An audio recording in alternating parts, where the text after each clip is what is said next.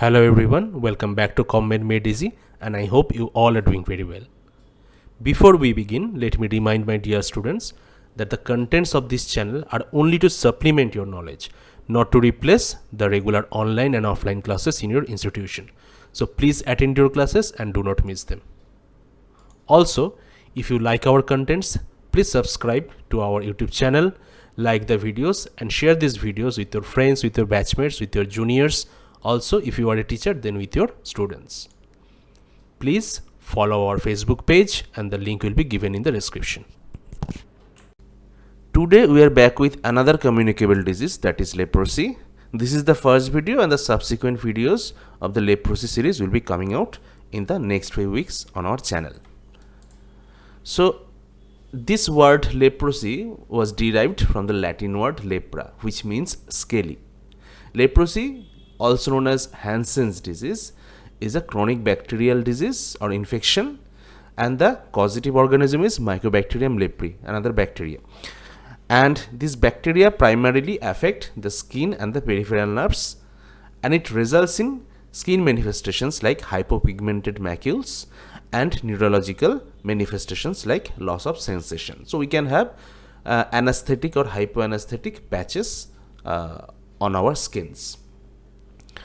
Now, coming to the problem statement, it is considered as a neglected tropical disease, and more than 120 countries have reported cases all over the world, and every year about 2 lakh cases are being reported. The elimination of leprosy as a public health problem was achieved globally in the year 2000 and in most countries by 2010. Now, what is elimination of leprosy as public health problem? When we have the prevalence of leprosy less than 1 per 1000 population, then it is considered as elimination of leprosy as a public health problem. So that means it stopped being a public health problem in a country when the prevalence is less than 1 per 10,000 population. The reduction in the number of new cases has been gradual, so it has been slow both globally and if we talk about WHO regions, then even in the WHO regions the decline in the number of cases has been quite slow.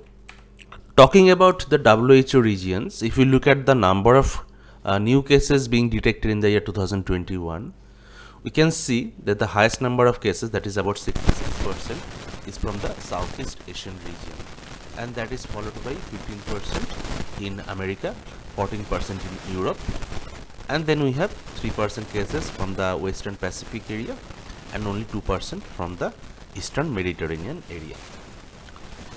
Another diagram, this is the map of the world.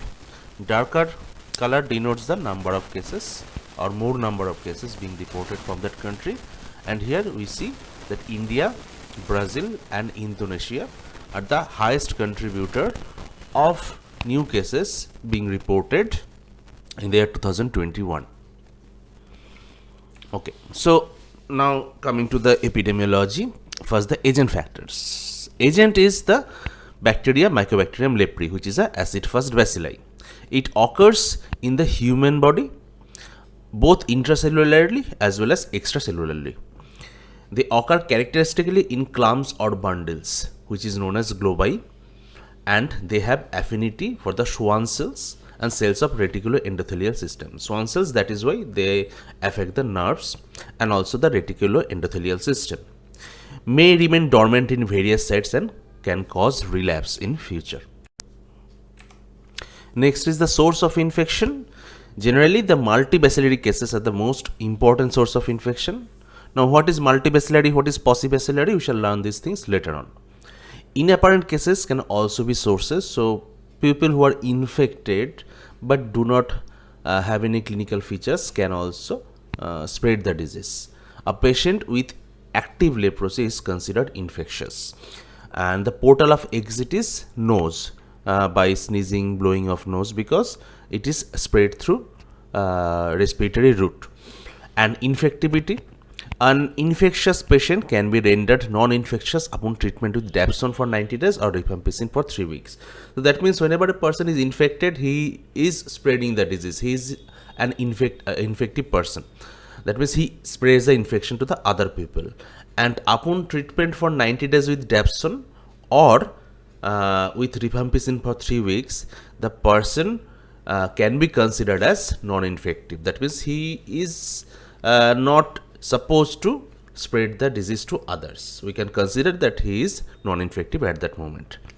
So this is infectivity. And next is the host factors. Age, it can affect all age group, but incidence generally rises to a peak between 10 to 20 years of age and then decline. There is some gender difference, but this gender difference is very marked in the adults. In less than 15 years, the gender difference or sex difference is not very much prominent. And both the incidence and prevalence of leprosy appear to be higher in males than in females. That is because males are more exposed to the outer environment. That means they have to go outside for their occupation or whatever, and that means they are exposed to more number of cases and they can get the disease more easily. Migration, what about migration? It is considered a disease of rural population or in rural population, because the movement of the population from rural to urban areas, now the cases are also appearing in the urban areas. Because people are coming to the cities, in the urban areas, industrialized areas for job, occupation, or any other purpose, maybe for education, and they are introducing this disease, this rural disease, into the urban population as well. Prevalence pool, that means whenever we look at the number of cases in a given community or given country, maybe a given geographical region, we shall see that the pool or the number of cases is almost constant. That means the number doesn't increase or decrease by a huge margin, and that is because of the constant inflow and outflow. That means how many cases are coming in the population and how many cases are leaving the population. So inflow depends on certain things like new cases. That means how many cases are appearing for the first time, relapse of cured cases, or immigration of cases. That means cases are coming from outside. And outflow means how many patients are being cured, or there is inactivation of cases, and then there can be deaths and also emigration of cases. That means these cases are leaving this population. So because of all this inflow and outflow, the prevalence pool is almost constant. Environmental factors, as I said, this is a neglected tropical disease, so this is quite common in countries that is in the tropical and subtropical regions. Overcrowding is a big important factor, lack of ventilation, and more in the lower socioeconomic classes, because people belonging to lower socioeconomic classes cannot afford houses with adequate number of rooms, so there is overcrowding. People are forced to remain close to each other, and since this is a respiratory infection, it also spreads very easily from one person to another person when they are very close to each other. So any contact within a case in an overcrowded place is very much likely to be spread to the other people among the contacts. So this is another problem. And this bacteria can remain viable in dried nasal secretion for at least 9 days and in moist soil at room temperature for 46 days. So this is another thing that is very much favorable in tropical and subtropical climate. Modes of transmission, we already discussed that this is mainly spread through the respiratory route. So droplet infection via aerosol containing Mycobacterium leprae, the bacteria. This occurs when we cough or sneeze, and the droplet infection can spread. This droplet may contain the bacteria and affect the, or you can infect the nearby people. Other modes of transmission include contact transmission, which is very rare, and this can be either direct or indirect, like contact with soil or fomite, something that is contaminated clothes or linen. So these are considered as fomites. So this is possible, but this is very, very rare. And another very rare is by insect vectors, tattooing needles, but there is not much evidence. This is given in the book You will see some certain books have mentioned this, but as it also mentions that there is not much evidence in support of spread of this disease by tattooing needles. So these are the different modes of transmission. What about incubation period? So once infected, a person may take 9 months to 20 years to develop the disease or to develop any clinical features. So this is incubation period, but average is about 4 to 5 years for tubercular leprosy and twice that for lepromatous leprosy. Again, what is tubercular leprosy, what is lepromatous leprosy? We shall discuss all these things later on. However, cases have been identified in children aged less than 1 year old. So even before 1 year, some of the children could develop the disease, could show clinical features.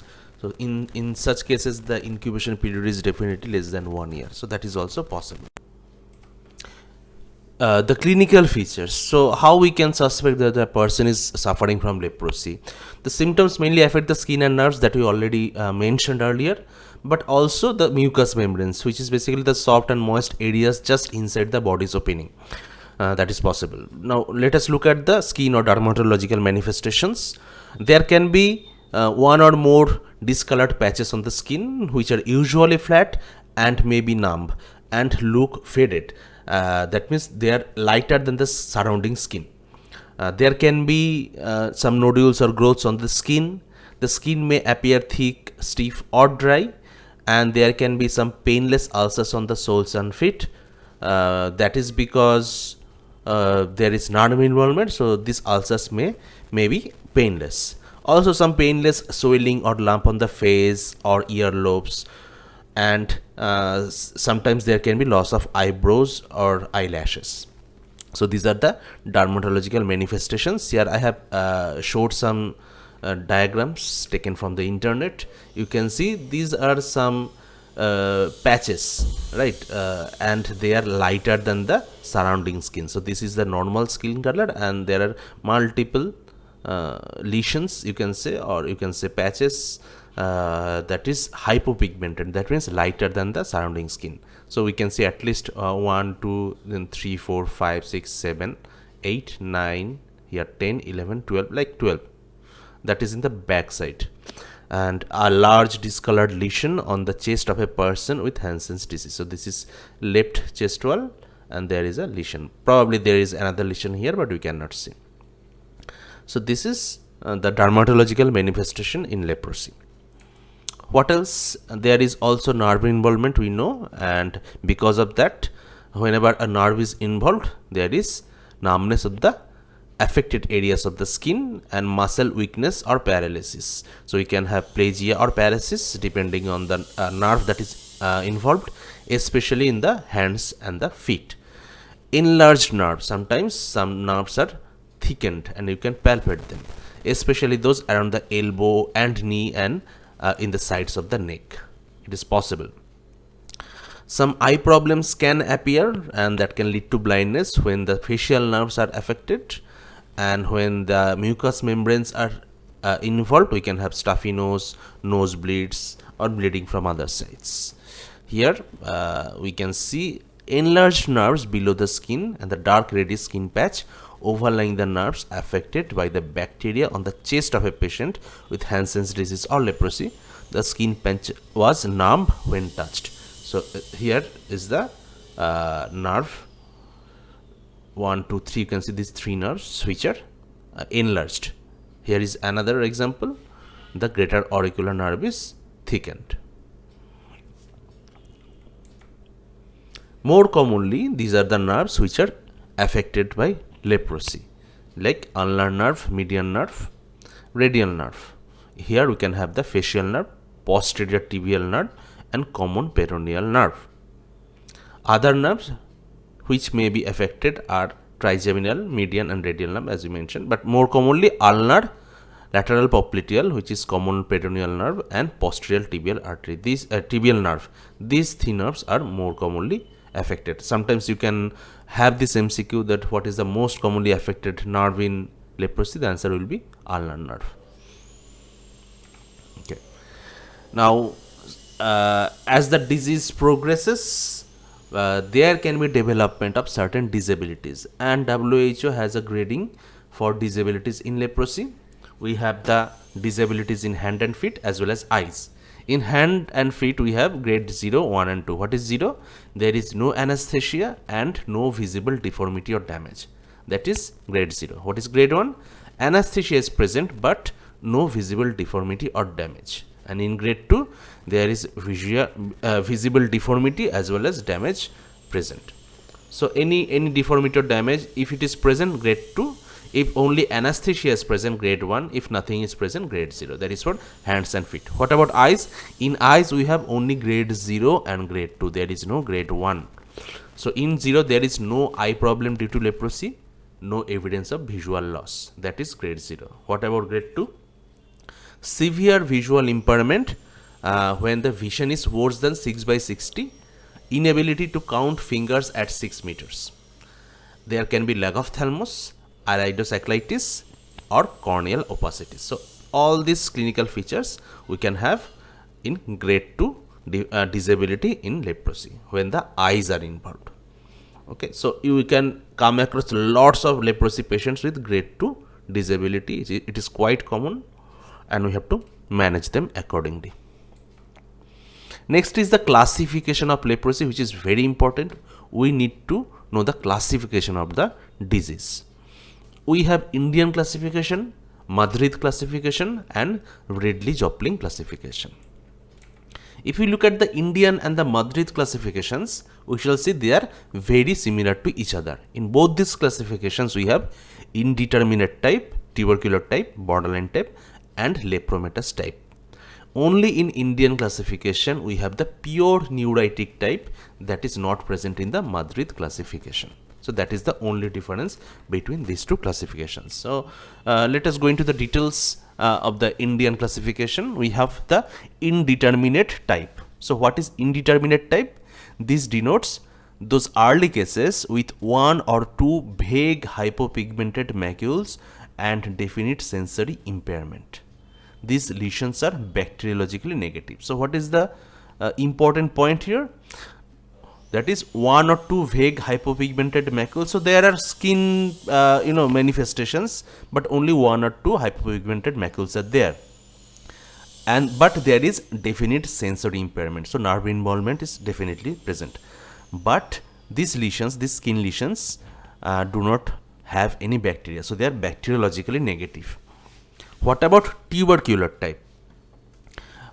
There is 1 or 2 well-defined lesions. Here 1 or 2 vague lesions, here 1 or 2 well-defined lesions, which may be flat or raised, hypopigmented or erythematous, and are anesthetic. That means here also we have sensory deficit and they are bacteriologically negative. So they are basically, this tubercular type is almost same as the indeterminate type, except here the lesions are well defined. There is only 1 or 2 lesion, but they are well defined, whereas in indeterminate type there are 1 or 2 lesion, but they are vague. That means sometimes you may not be able to differentiate the margin of the lesions. They may be very similar to the surrounding tissue. Okay, if it is well defined, you will be definitely able to demarcate the line. Then we have the borderline type, where we have 4 or more lesions which may be flat or raised, well or ill defined, hypopigmented or erythematous, and show sensory impairment or loss. So here the number of lesions are more, that is 4 to 5 or even more, and they can be well defined or ill defined. So that means they can be vague or ill defined also, well defined also. So the margin may be prominent or maybe blurred or hazy. They can be hypopigmented or erythematous, and there is sensory impairment. Bacteriological positivity of these lesions is variable. So that means sometimes they can be bacteriological positive, sometimes they can be bacteriological negative. So that is why they are borderline. That means they can be considered in between the tubercular type as well as the lepromatous type. And without treatment, it usually progresses to the lepromatous type. So what is lepromatous type? Let us look at that. where we have diffuse infiltration or numerous flat, raised, poorly defined, shiny, smooth, symmetrically distributed lesions. Okay, so what does it say? So that means there are multiple diffuse infiltration. So there are, the skin is infiltrated with multiple lesions. And what are the characteristics of the lesion? They are flat or raised, poorly defined, this is important, shiny, smooth, symmetrically distributed lesions, and they are bacteriologically positive. So we shall definitely have bacteriologically positive lesions here, which is not the case in indeterminate type or tubercular type, because in both cases they are bacteriologically negative, and in borderline type we may or may not have bacteriological positivity. So these are the different types in Indian as well as Madrid classification: the indeterminate type, tubercular type, borderline type, and lepromatous type. Then we have pure neurotic type, which is only present in Indian classification, and they denote those cases of leprosy which show nerve involvement but do not have any lesion in the skin. So there is no dermatological or skin manifestation, only nerve involvement is there, and these cases are bacteriologically negative. We have to remember this. So this is pure neurotic type only in Indian classification. After this we have the Ridley-Joplin classification, which is based on the position in immunological or immunohistological scale. So as you can see, the cell mediated immunity goes down and the bacteriological positivity goes up as we move from the tubercular to the lepromatous side. So based on this classification, we have the tubercular type or tubercular leprosy, that is TT, borderline tubercular BT, borderline BB, borderline lepromatous BL, and lepromatous LL. So these are the 5 types in Ridley-Joplin classification. If you want to know in more details about this classification, I would rather suggest you to study or to go through any microbiology book, and you shall have a more detailed version of this classification. But the last one that I am going to discuss today, and probably the most important one from programmatic point of view, because when we are giving treatment to the people or to the patients of leprosy under the national program, this is the only classification that we have to remember, that is whether a patient is having paucibacillary leprosy or multibacillary leprosy. So what is paucibacillary leprosy? When a person is having 1 to 5 skin lesions. So the skin lesion number is 5 or less, and or only 1 nerve involvement. So there may be 1 nerve involvement at best.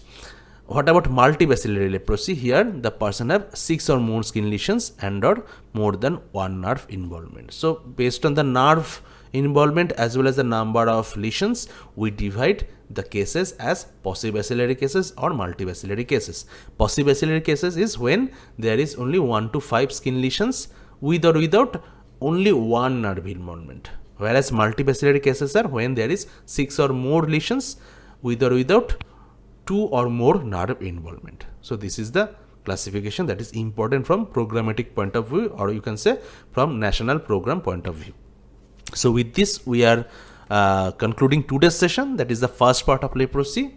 If you like the video, please share this video with your batchmates, juniors and friends, and also subscribe to our channel. We also have our Facebook page that you can follow. The link is given in the description. Take care, and we shall see you in our next video.